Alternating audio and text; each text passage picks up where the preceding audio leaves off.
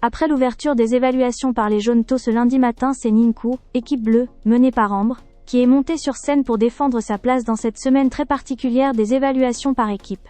Pour rappel, seule une équipe sera qualifiée directement. Les deux autres iront au prime en danger, avec le risque d'avoir 5 élèves sur la sellette. Ce groupe-là, composé d'Ambre, Sarah, Léo, Mélissa et Noah, a opté pour Derrière le brouillard, de Grand Corps Malade et Loane. Un choix ambitieux, parce que ce titre joue beaucoup sur la narration, la diction, le phrasé parlé chanté et surtout l'équilibre des voix. C'est un morceau qui demande une cohésion exemplaire. Et dans cette épreuve-là, beaucoup n'ont pas ressenti cet équilibre.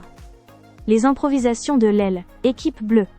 Pour l'impro danse, les bleus ont fait un choix étonnant. Ils ont repris exactement la même musique que les jaunes, 4 minutes. C'est Sarah qui s'en est occupée.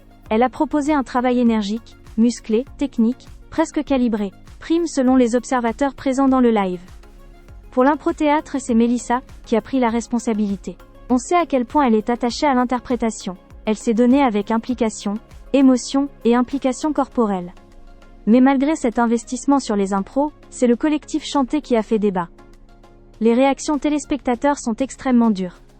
Sur X et sur les réseaux live, le même commentaire revient en boucle. L'impression principale, le collectif N, était pas équilibré. Et c'est principalement Léo qui est dans le viseur. Léo n'a rien fait du tout. C'est pas du tout équilibré. Pour moi, ça doit compter dans la note globale. En dehors des oublis de Noah, le fait que Léo n'ait pas du tout chanté est pour moi un vrai problème. Dans d'autres réactions, certains téléspectateurs vont encore plus loin.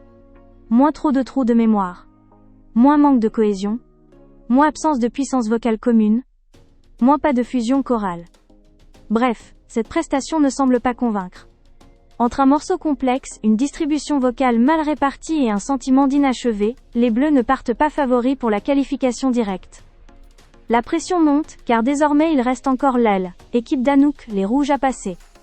Et avec les règles inédites de la semaine, une mauvaise journée peut envoyer 5 personnes en danger d'un coup.